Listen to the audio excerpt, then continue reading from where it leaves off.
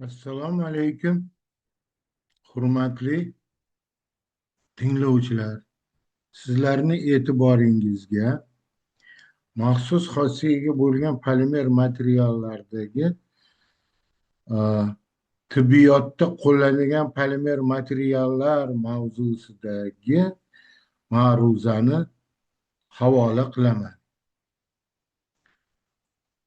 Demak, ma'ruzani quyidagicha: polimer materiallar qo'llanadigan tibbiyot jabhalari, ta'siri uzaytirilgan polimer dorilar, makromolekulyar terapevtik tizimlar, O'zbekistonda tibbiy biologik polimer materiallar bo'yicha olib borilayotgan tadqiqotlar. Polimerlar tibbiyotda oladigan bo'lsak, bu asosan shu 1952 yildan boshlab stomatologiyada, masalan, tish qo'yish sohasida va boshqa sohalarda qo'llana boshlangan va 21-yilga kelib 2,9 milliard dollarlik mahsulotlar ishlab chiqilgan.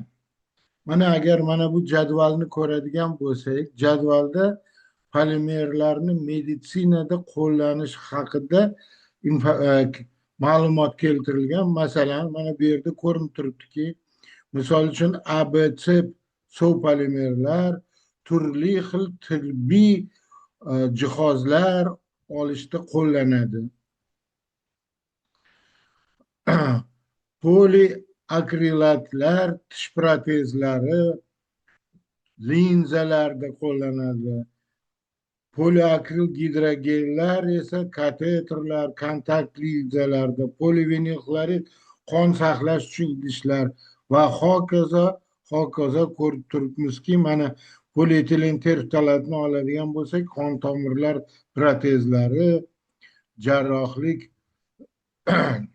qo'lqoplari va hokazolarni olishda qo'llanar ekan. Bu yerdagi slaydda ko'rib turibmizki, polimerlar, maxsus xossali polimerlar dorivor moddalarni samarasini oshirishda keng qo'llaniladi.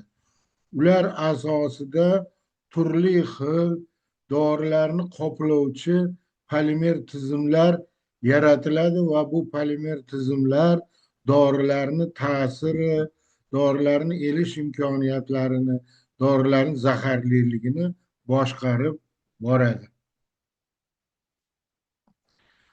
Bu rasmimizda hozirgi shu pH ta'sirida o'z ta'sirini o'zgartira oladigan dorilar haqida misol keltirilgan. Misol uchun, bu dorilar agar oladigan bo'lsak, tarkibida karboksil guruh tutadigan bo'lsa, bular demak kislotali muhitda bo'kmaydi va o'z ichidan bunday gellar dorilarni ishlab chiqarmaydi. Lekin neytral muhitda oladigan bo'lsak, bu muhitda dorilar yaxshi polimerlar yaxshi bo'kadi va ular tarkibli dorilar bemalol ajralib chiqadi. Agar biz bu tizimni bu tikuvchi, choklovchi buzadigan bo'lsak, unda dorilarni chiqishi tezlashib ketadi. Demak, sanoatda Bayer kompaniyasi shunday polimerlarni ishlab chiqaradi. Ularni eudragit polimerlar deb nomlangan. Demak, bu polimerlarni asosiy xususiyati shundan iboratki, ularda har xil ion guruhlar bo'lib, bu ion guruhlarni polimerni bo'kishini turli xil pH'larda ta'minlab beradi va bu eudragitdan yasalgan kapsulalarning ichiga solingan dorilar turli xil pH'larda turli xil ta'sir qiladi. Bu rasmda bu narsa yaqqol keltirilgan. Masalan, Eudragit L30 da 55'i oladigan bo'lsak, u faqat undan dorilar faqat 5,5 6,5 pH intervalda chiqadi. Misol uchun Eudragit S 12,5 oladigan bo'lsak, undan dorilar pH 7 8 interval oralig'ida chiqadi. Demak, turli xil eudragitlar o'z tarkibida yutirilgan dorilarni turli xil pHda o'zidan chiqara oladi.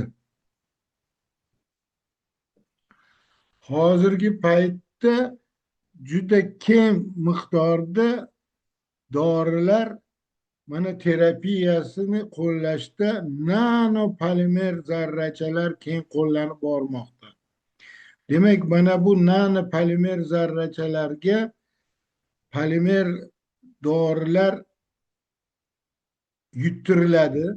Natijada bu polimer dorilar juda kichik o'lchamda bo'lganligi uchun hujayralarga bemalol kira oladi va o'z tarkibidagi dorilarni hujayralarga chiqara oladi. Mana bu yerda dorivor polimerlarni hujayralarga kirish imkoniyatlari ko'rsatilgan. Demak, biz bilamiz, hujayralar mana membranadan iborat bo'ladi atrofida. Bu membranani mana shunday polimer dorilar, ayniqsa nano o'lchamli polimer dorilar bemalol kirib hujayrani ichiga kiradi va bu hujayrani ichida o'zini tarkibidan dori moddalarini chiqaradi va o'zini demak davolovchi ta'sirini ko'rsatadi.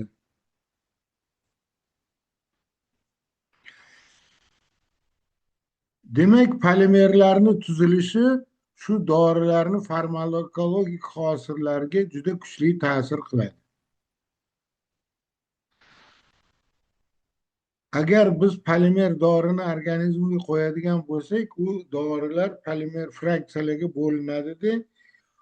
Yuqori molekulyar massali polimerlar demak organizmda to'planadi, kichik fraksiyali polimerlar esa organizmdan chiqib ketadi, lekin ular dorini ta'sirini uzaytirmaydi.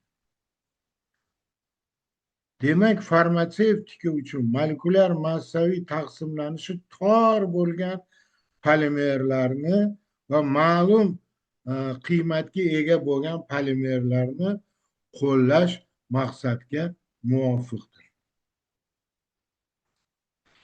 Polimerlarning tuzilishini fosfatga yana ta'sirini ko'radigan bo'lsak, ba'zan polimer shaklidagi dorilarning faolligi yuqoriroq bo'lishi mumkin oddiy doriga qaraganda. Sababi nimaga? Chunki ular suvda eruvchanligini oshishiga olib keladi dori. Endi agar polielektrolitlar bo'lsa, ular holatda bo'lsa, ular membranani zaryadlari bilan, boshqa dorilarni zaryadlari bilan ta'sirladi va o'shanga qarab ularni ham ta'sir xususiyati o'zgaradi.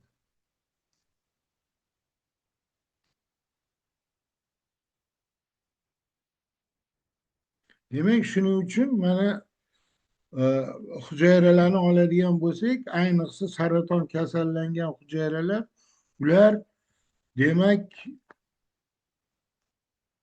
manfiy zaryadga ega bo'ladi sirti. Shuning uchun agar biz musbat zaryadlangan dorilarni, polimer dorilarni yoradigan bo'lsak, ular saraton hujayrasi bilan ta'sirlashib, ta'sir qiladigan dorini effektini kuchaytirib boradi. Endi hozirgi vaqtlarda misol uchun dorilarni ta'sirini uzaytirish uchun peptid bog'li polimerlar ham qo'llanadi. Demak, bunday polimerlar karboksiangidritlar olinadi. Bu karboksiangidritlarga dorivor modda ulanadi va dorivor modda ulanib, bu polimerlanadi. Natijada polipeptid hosil bo'lib, mana bu esa shu polipeptidni tarkibidagi dori modda bo'ladi. Bunday polipeptidlarni toksikligi kam bo'ladi. Masalan, mana shunday polipeptid dorilarga kalxamin degan alkaloid moddasi ulangan bo'lib, u saratonga qarshi modda bo'lib, uni mana shunday polipeptid doriga ulangandan keyin ta'siri ancha kuchaygan va toksikligi esa ancha kamaygan. Endi mana bakteritsid xossasidagi polimerlarni oladigan bo'lsak, bu bakteritsid xossadagi polimerlarni olib borish uchun bu polimerlarga masalan tubazid degan modda ulanadi. Tubazid bu tuberkulozga qarshi dori bo'lib, uni tarkibida gidrazid guruhi bor. Shuning uchun dekstranni olinadi va dekstranga aldegid guruhlar kiritiladi va tubazidni amin guruhi orqali ulanadi. Natijada mana saratonga qarshi kuchli bakteritsid xossasiga ega bo'lgan dorini sintez qilsa bo'ladi. Hozirgi dunyoda juda ham keng tarqalgan dorilar bular makromolekulyar terapevtik sistemalar hisoblanadi. Mana shunday makromolekulyar terapevtik sistemani misol keltirilgan. Mana misol uchun shu makromolekulyar terapevtik sistemada insulin ichida joylashgan bo'ladi va bu insulinda maxsus glukoza oksidaza, shu sistemani sirtiga glukoza oksidaza fermenti ulangan bo'ladi. Organizmda glukozani miqdori oshgandan keyin bu ferment ta'sirida u glukon kislotaga aylanadi. Natijada sistemada pH kamayadi. pHni kamayishi mana shu sistemadagi membranani ochilishiga olib keladi. Mana bu membrana ochiladi. Natijada insulin tashqariga chiqib glukozani ta'sirini neytrallay oladi. Mana bu yerda sxematik ham xuddi shu narsa ko'rsatilgan. Mana misol uchun A'ni olsak, mana A'da kichkina boks darajasiga ega bo'lgan gellar orasida insulinlar mana turibdi, lekin bu boks darajasi oshgan sari insulin sekin-sekin bemalol chiqib diffuziyalanib tashqariga chiqa olishi sxemada yaqqol ko'rsatilgan. Endi mana bunday makromolekulyar terapevtik tizimlar ayniqsa mana shunday aqlli polimerlar sirtida keng qo'llaniladi. Ya'ni misol uchun mana shunday makromolekulyar terapevtik tizimlarga ma'lum bir haroratda hujayralar ulanadi. Masalan 37 gradusda hujayralar ulanadi. Bu yerda makromolekulyar polimer termosezgir bo'lgani uchun makromolekula o'ralgan holatda bo'ladi. Endi haroratni oshirsak, pasaytirsak, makromolekulalar yoyiladi va o'zidan hujayralarni chiqarib oladi. Xuddi shunga o'xshash, masalan, turli xil enzimlarni makromolekulalarni sirtiga ulab, harorat ta'sirida ularni tashqariga chiqarish mumkin. Bunday enzimlar katalizator vazifasini yoki misol uchun dorivor modda vazifasini bajarish imkoniyatlariga ega bo'ladi. Demak, biz shu misol tariqasida ko'rib turibmizki, polimer dorilar juda ham keng miqdorda qo'llaniladi. Hozirgi paytda polimer qo'llanmagan dorivor moddalar mavjud emas. Hammasida polimerlar qo'llaniladi. Endi mana shunday polimer dorilarni tashkil qilishda mana shu O'zbekiston Milliy universitetini polimerlar kimyosi kafedrasida ham juda ko'p miqdorda turli xil tadqiqot ishlar olib borilgan. Bu tadqiqot ishlarini shu kafedrani ochgan professor Musayev O'tkir Nosirovich boshlaganlar va ularni qilgan ishlari dunyoda eng e, qiziq tomoni shundan iborat bo'lganki, ular birinchi bo'lib, ya'ni tabiiy alkaloid moddalar asosida mana shunday polimer dorilar yaratishgan. Masalan, anabazin degan alkaloid yordamida e, odamlarning nafasini yaxshilovchi dori yaratilgan. Yoki lupinin degan alkaloid asosida geparinga qarshi bo'lgan dori yaratilgan. Ko'rib turibmizki, bu misolimizdan yaqqol ko'rib turibmizki, polimerlar, ayniqsa suvda eriydigan polimerlar juda ham toksiki past bo'lgan polimerlar dorilarni xossalarini yaqinlashda keng qo'llanishi yaqqol bo'lib turibdi. Endi agar tarixni oladigan bo'lsak, eng birinchi bo'lib dorivor polimerlardan polivinil piralidon ishlatilgan.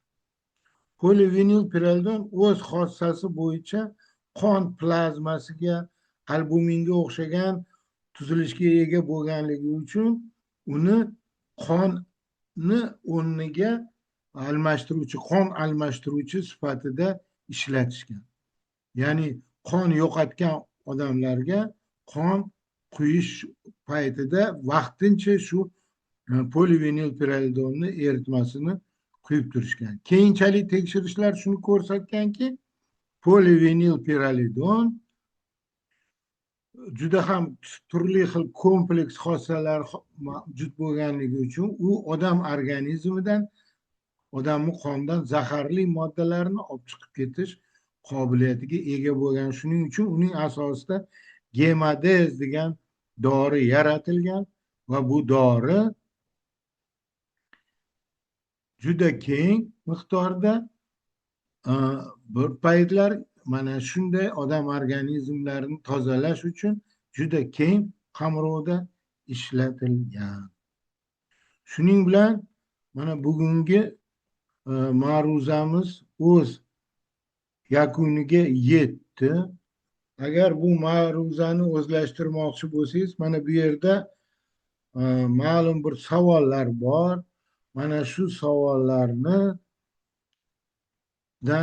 javoblar topib, bu ma'ruzani siz yaxshilab, demak, mustahkam egallab olishingiz mumkin. E'tiboringiz uchun rahmat.